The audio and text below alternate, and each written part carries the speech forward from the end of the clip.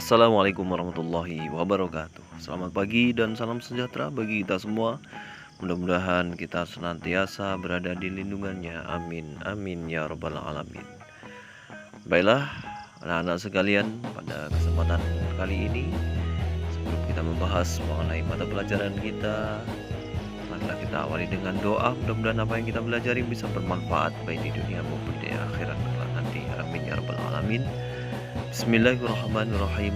Rabbi zidni ilma warzuqni fahma. Rabbi shrah li sadri wa yassir li amri wahlul 'uqdatam min lisani yafqahu qawli. Amin. Anak-anak sekalian, pada kesempatan hari ini kita akan membahas mengenai daripada demokrasi dalam Islam. Islam mengajarkan umat untuk melaksanakan demokrasi walau bukan berasal dari dunia Islam dalam kehidupan sehari-hari. Demokrasi merupakan suatu tata pergaulan yang mengutamakan peran persamaan antara hak dan kewajiban serta mendahulukan musyawarah dalam mengambil suatu keputusan yang berkaitan dengan kepentingan bersama. Adapun asal kata demokrasi, demokratia, Yunani pada abad 5 sebelum Masehi. Demos yang berarti adalah rakyat, sementara kratos adalah kekuasaan. Kekuasaan tertinggi ada di tangan rakyat. Demokrasi berasal dari kata yaitu demos dan kratos.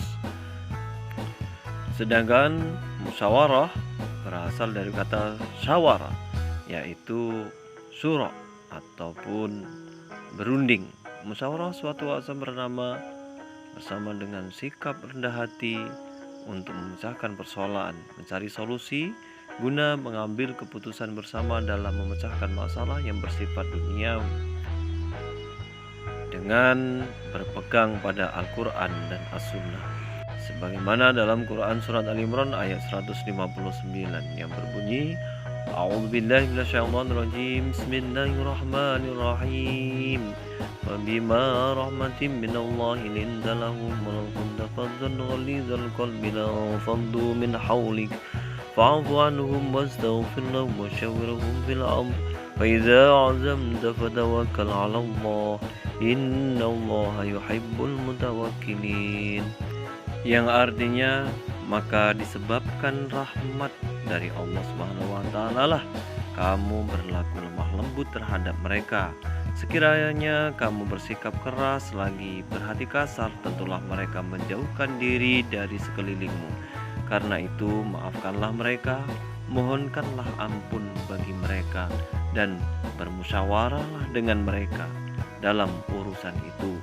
Kemudian apabila kamu telah membulatkan tekad, maka bertawakallah kepada Allah. Sesungguhnya Allah menyukai orang-orang yang bertawakal kepadanya. Quran surat Al-Imran ayat 159.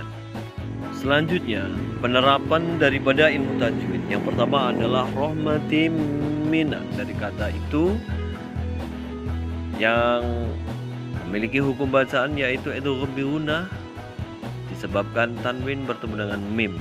Sementara huruf idgham bi gunah ada 4 yaitu ya, nun, mim, waw.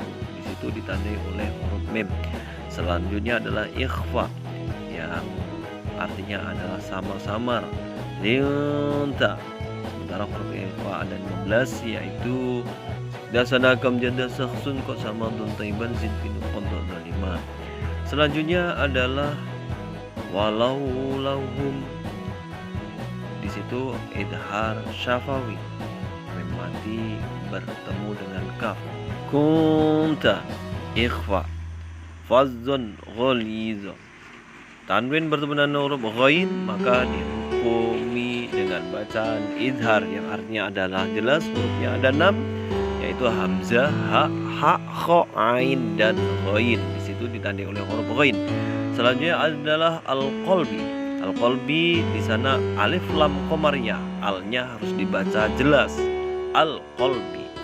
La faddu ikhfa, nun mati bertemu dengan faddu. Pembacanya adalah matabi'i. Min haulik, nun mati bertemu dengan ha. Pembacanya adalah idhar. Anhum, nun mati bertemu dengan ha. Hukum bacaannya zahar, yaitu jelas. Al-Muttawakkilin, alif lamnya dibaca alif lam komariah. Tawakkilin, hukum bacanya adalah mat arid li sukun. Selanjutnya berkaitan dengan arti kosakata baru. Fabima, karena kasih sayang rahmat Allah. Fabima rahmatin minallah, linta, kamu bersikap lemah lembut, lahum, kepada mereka. Fadzon, kasar dalam perkataan. Ghalidhul qalbi, keras hati. Lang faddu, niscaya mereka bubar atau menjauh. Min haulik, dari hadapanmu atau sekelilingmu. Fa'fu anhum, maka maafkanlah mereka. Wastaghfir, dan mintakanlah ampunan. Lahum, untuk mereka. Wasyawirhum, dan bermusyawarahlah dengan mereka. Fil amr, dalam segala urusan. Faiza, maka apabila azamta, kamu bertekad bulat. Fatawakkal, bertawakallah pada Allah. Yuhibbul, mencintai al-mutawakkilin, sesungguhnya Allah mencintai pada orang-orang yang bertawakal. Kemudian hadis yang diriwayatkan oleh Tirmizi, Rasulullah SAW bersabda, "Ma ra'aitu ahada masyuratan li ashabihi Rasulillah SAW." Saya tidak pernah melihat seseorang yang paling banyak musyawarah dengan sahabatnya dibanding Rasulullah SAW. Hadis riwayat Tirmizi. Kemudian persamaan antara demokrasi dan syuro. Syuro hanya merupakan mekanisme kebebasan berekspresi dan menyalurkan pendapat dengan penuh keterbukaan dan kejujuran. Itu berarti adanya penghargaan terhadap orang lain. Sementara demokrasi menjangkau ruang lingkup yang lebih luas. Demokrasi menanamkan nilai-nilai egaliter atau sederajat, yaitu penghormatan terhadap potensi individu, penolakan terhadap kekuasaan tirani, dan memberikan kesempatan pada semua pihak untuk berpartisipasi dalam mengurus pemerintahan. Nah, di situ terdapat nilai luhur. Yang pertama, nilai luhur yang diusung dalam konsep demokrasi adalah nilai yang sejalan dengan visi Islam. Demokrasi bermain pada wilayah politik dan syuro bagian dari proses demokrasi itu sendiri. Kemudian pandangan ulama intelektual muslim tentang demokrasi. Ulama yang menolak demokrasi bukan bagian dari kalangan Islam. 1. Abul A'la al-Maududi, Islam tidak mengenal demokrasi yang memberikan kekuasaan besar kepada rakyat untuk menetapkan suatu hal. Demokrasi adalah buatan manusia, produk perkembangan barat terhadap agama, sehingga cenderung sekuler, bersifat duniawi.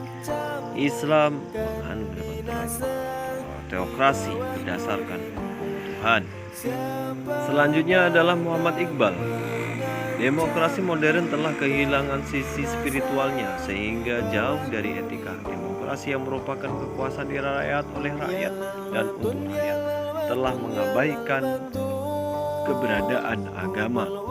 Parlemen yang merupakan pilar demokrasi bisa saja menetapkan hukum yang bertentangan dengan agama. Islam tidak dapat menerima demokrasi barat yang telah kehilangan moral dan spiritual.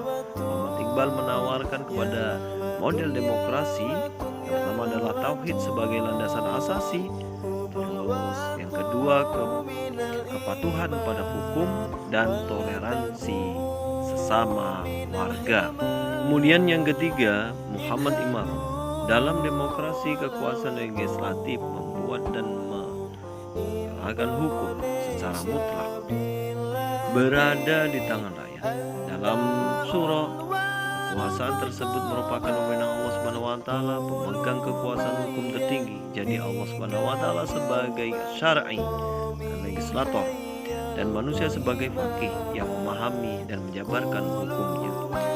Dalam filsafat barat, manusia memiliki wewenang legislatif dan eksekutif, sementara menurut Islam yang memiliki otoritas itu adalah Allah Subhanahu wa taala.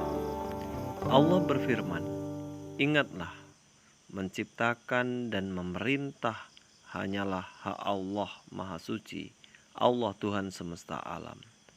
Quran Surat Al-A'raf surat ke-7 ayat 54. Adapun ulama yang menerima demokrasi bagian dari Islam, yang pertama adalah Yusuf Al-Qaradawi. Demokrasi sejalan dengan Islam dilihat dari beberapa hal. Yang pertama, dalam demokrasi merupakan proses pemilihan melibatkan banyak orang. Siapa yang berhak memimpin dan mengurus keadaan mereka. Mereka memilih yang mereka sukai. Demikian juga dengan Islam. Islam menolak seseorang menjadi imam yang tidak disukai oleh makmum di belakangnya. Yang kedua, usaha rakyat untuk meluruskan penguasa yang tiran sejalan dengan Islam. Pemilihan umum termasuk jenis pemberian saksi. Jika dia tidak melakukannya, berarti dia telah menyalahi perintah Allah Subhanahu wa taala untuk memberikan kesaksian. Kemudian, penetapan hukum yang berdasarkan suara mayoritas tidak bertentangan dengan prinsip-prinsip Islam. Terus yang kedua, Salim Ali Bahasnawi, beliau berpendapat demokrasi memiliki sisi baik yang tidak bertentangan dengan Islam, yaitu adanya kedaulatan rakyat selama tidak bertentangan dengan Islam. Namun demokrasi memiliki sisi buruk seperti penggunaan hak legislatif secara bebas yang bisa mengarah pada sikap menghalalkan yang haram dan mengharamkan yang halal.